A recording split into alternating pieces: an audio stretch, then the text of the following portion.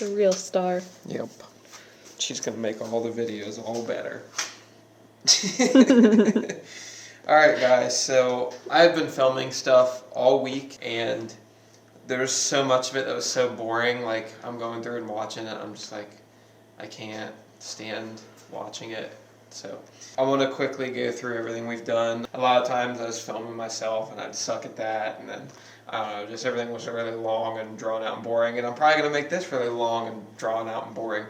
Originally I wasn't going to do any ring gap because I seen some stuff on Facebook, like Jonathan Capizzi was like, nah, I run stock ring gap or use all factory bearings and this, that, and the other. I was like, oh, so I should be good. I mean, if he can do it, and he's running like 40 pounds of boost. But you know, after I did some more research, I'm at least going to pull one piston, check the bearing, and I drained the oil out of this thing and it looked good. There's nothing on the magnet, so there's no material anywhere. But I'm going to pull one of the pistons and check the ring gap and make sure it's at least like 0.24, something around there, because you know, it's hit and miss. You can get one of these engines that has 150 or 200,000 miles and the rings could be perfect. They could be 0.24 and higher, and you know, that's where you kind of want to be, or they can be like mid to high teens. You pretty much have to have a perfect tune. If you get any detonation and the rings are that tight, it's just not good. So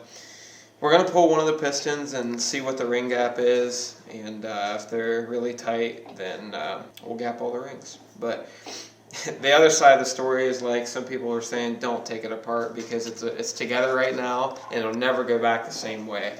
Everything's torqued from the factory, and once you take everything apart and you go to put it back together, it's like something, I don't know, there's myths. But we had a hell of a time pulling the balancer off. Supposed to order like a special balancer pulley for LS's that makes your life a lot easier, but I was rushing and I just got the 3-jaw puller from Harbor Freight, and it ended up costing me more time and more money by being cheap because I messed up my crank bolt hole. I messed up the first 3 or 4 threads because I'm a moron. So, and that's another reason I'm filming this, because, yeah. But so I got to fix that tonight because I'm kind of hung up. I need to turn the engine over to go to top dead center so I could pull all this off and get the cam out. Some other things that we did, we got our stock spindles excavated back off. When I first went to take these off the truck, the brake caliper bolts, they're Allen heads, and they were completely rounded off. So I had to take off the whole like chunk off the truck, and I was just going to scrap these. And I had the Beltec drop spindles, but after talking to my dad about it, that kind of ruins some of your suspension travel. You can't get these stock spindles. You can't buy them. You pretty much have to, like, if you don't have them, you got to go to a junkyard and get them off of a truck. I won't be using my drop spindles anymore. Hopefully I can still get the ride height I want with these, but these will help with, you know, as far as drag racing goes and suspension travel. So, like, the 2 things you don't want to do for a drag car is drop springs and drop spindles. So that's what I'm trying to avoid, but I still want the ride height, lowered ride height. So over here. She keeps following. She's such a good puppy. So we got our frame looking pretty good. I actually haven't looked at it in a few days since everything's been dried, but it looks pretty dang good. I was having a lot of trouble. I always have trouble painting. For some reason, that's just not my strong suit. But, you know, I'm happy with how this turned out. It's not a show truck by any means, but people were telling me this truck belongs in the scrap yard. So then you look at this and it's like, I don't know, it's going to be a pretty decent looking truck. So, and this was all good old Rust-Oleum 2X cans, so no special paint, just elbow grease and some spray can, rattle can paint. So it's looking pretty good. I'm going to start doing the under the cab here soon, but at least now I was able to get my clamshell motor mounts in. I got these from Dirty Dingo, and I'll show my brackets here in a minute, but you can order off of Dirty Dingo the LS swap brackets, and you can also get the stock clamshell mounts. Here's our Dirty Dingo brackets. I ordered these. Got them in a decent amount of time. They look pretty nice. I got the black powder coat finish. These are what I've heard is the best way to put an LS in one of these trucks. Pretty simple. So clearly I've already opened this and gone through it. But So Brian Tooley really hooked us up on this engine. My buddy Cody from BTR, I gave him my whole combination and what my goals were as far as power and everything. And you know, this thing was a VVT engine, which is like the cuts to 4 cylinders and junk. So there's a bunch of conversions you have to do. And he figured all that stuff up for me, put me a quote together, and got me all this stuff on some really good deals. So thank you, Cody. So we got all kinds of good stuff in here. We got the BTR Stage 2 Turbo Cam, which is literally, I'm pretty sure, the same cam in the Falcon. Things are kind of getting serious. We got valve springs, valve trunnion upgrade, lifters, every gasket that you can think of for this thing. We've got ARP head studs. You know, the list goes on and on. All the hardware I need. Thanks to Brian Tooley Racing and my buddy Cody. He really hooked me up. So, all right. So now that I think I've covered everything, we're gonna try and fix this crank bolt hole. I almost wasn't gonna show it just because it's pretty embarrassing what I was doing and how I messed up the threads. But I'm gonna try and, you know, be real on here. I'm gonna show my mistakes. It is what it is. People are probably gonna roast me, but I don't really care. So we'll try and fix this, and then hopefully we can turn the engine over and start taking the rest apart, and hopefully pull a rod here soon and start looking at some things. So let's get busy. I've done some research on the best ways to fix this crank bolt hole issue. We messed up the first like 3 or 4 threads. All the rest of the ones deep in there are still good. So I'm not too worried. This should be an easy fix. It could have been pretty bad, but what we're gonna try and do is we're gonna take our old crank bolt here. We already have a new crank bolt, so I'm not worried about damaging this one because we're gonna damage it. We're gonna basically make this into a thread chaser. So we're gonna make a slit down the bolt. That way, when you go to try and screw this back in, basically all the material is gonna be able to go somewhere, and it's not gonna dirty up the rest of the threads. Kind of like a tap or whatever. So yeah, my uncle told me this trick. Hopefully it works and I don't make things worse. So we'll see what happens. All right, so we took the death wheel of this thing and just made 2 little gouges like that. We're gonna put it under the wire wheel so it cleans up some of the little burrs and just softens up those edges. Well, not gonna lie, I'm nervous because I feel like I'm gonna break something, but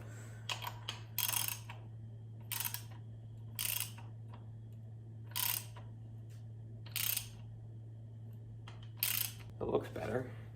I mean, if I can thread it in by hand.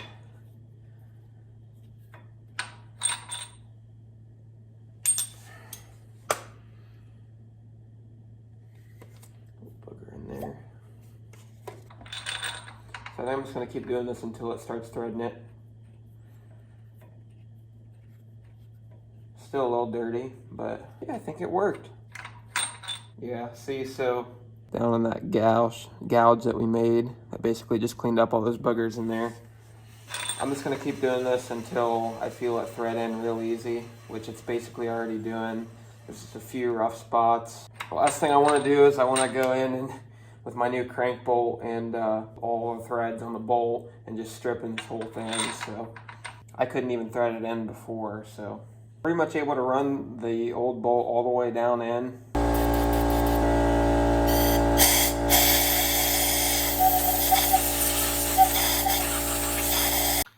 All right, so now I've watched some videos on this dude right here.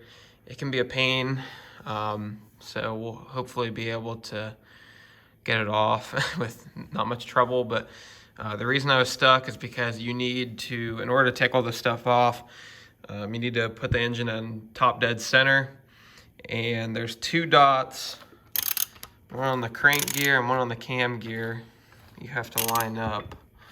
So it's this arrow right here, has to be pretty much at 6 o'clock, so straight down. And I don't know where the dot is on the crank gear, but I assume if this is facing straight down, then we're close. It's hard to do with one hand. Went a little bit too far. Got that dot on the crank gear lined up with our dot on the cam gear. Here we are at top dead center, but I'm not sure why you have to do this. I'm gonna have to go back and watch the videos before I dive into this, but I don't know. So I think we take this off first. Broke this dude loose already. Luckily, it broke with the impact. Oh, this whole thing's gonna fall, so I better set this down. This whole dude is gonna come off or what? Oh, yep, okay. Oh, all right. There's that. I really need a parts cleaning tank. Not like I'm gonna reuse it. I already have one of that stuff. And this dude comes out.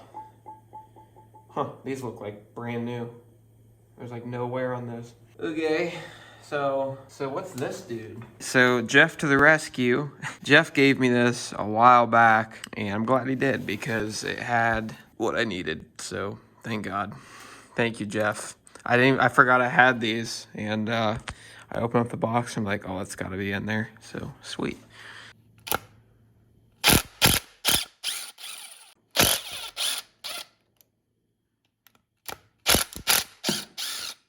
Yep. Does it mean the cam's ready to come out? I don't know what I'm doing. At least this one's already damaged, so I'm not gonna worry about messing it up. Now, I've watched my brother and dad do this plenty of times.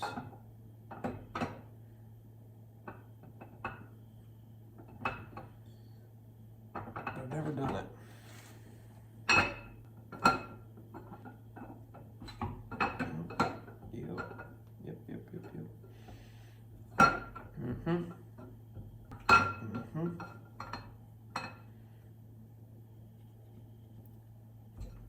There it is. Pulled my first camshaft. All right. Okay, next step. We're gonna go ahead and pull a rod. Hopefully I don't mess anything up. Now, I've done it on a small block Chevy, but how much different can it be? So we'll get to check a bearing and we'll check one of the rings. So put it in torque mode.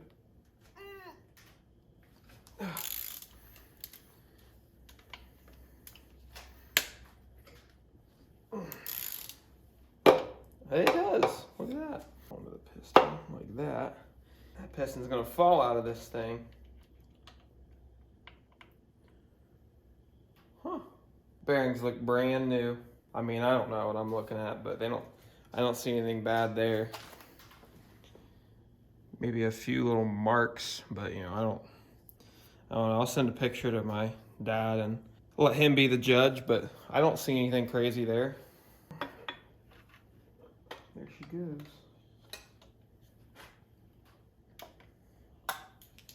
Nice. So this is our top ring. I've never, so you guys need to understand is I've never messed with piston rings before, but I'm guessing this is the ring you don't mess with, and this is the top and the bottom ring. Been watching all these videos, that's what we're talking about. It actually looks like quite a bit of gap, but you actually have to put it down there in the cylinder. We'll use the piston to actually make it level. So we'll rotate this engine back over and we'll see what these rings are at. All right, so this is our top ring. We're gonna put it down in the cylinder. Oh, that's not the right side. It's supposed to be over here. We're gonna put this down in the cylinder, something like that. And then, oh, man, this looks kind of tight. All right, so let's try and put the piston down there and try and get it level.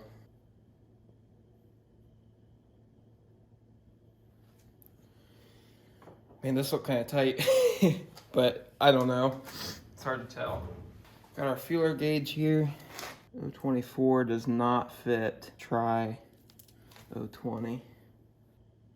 It's close to 020. We're gonna have to gap our rings. That's what we're looking at here. Looking like it's gonna be in the high teens. So let's try 19. Yep, they're about 19 thousandths. So those are way tight for what we're gonna be doing. Try 020 again.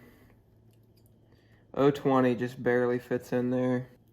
And that's pretty much slides right in there. So it's between 19 and 20 thousandths on that one, which is way tight for what we're probably gonna be doing.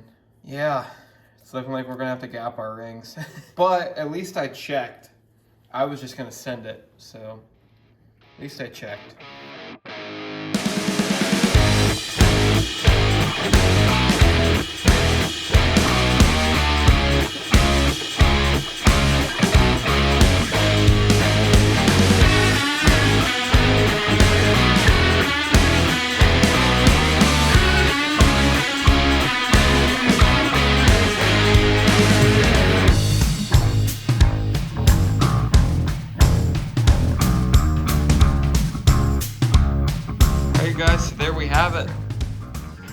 pistons out.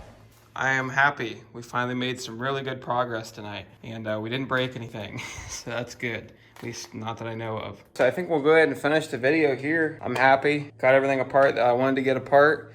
I'm not confident on gapping these rings by myself. I'm gonna have either Billy come over or somebody to come over and help me. You know, something I've never done before, so I just want to be safe. I guess next video we'll start gapping rings and doing that kind of thing. I'm gonna keep working on the frame on this thing, getting it painted, getting stuff cleaned up. Here real soon, we should be ready to start assembling the front end. I've got all my control arms and tie rods and everything, almost everything to put this front end back together. Should be able to start working on that kind of stuff now that the front end's almost done being painted. So we're making really good progress. I'm glad that we're getting to the point where I'm putting stuff back together, because that's where everybody thinks I can't do. Thank you guys for watching. I hope you guys don't mind me filming on my phone sometimes when Allison can't be out here. Doing the best what we got, but we'll see you guys in the next one. Appreciate you guys.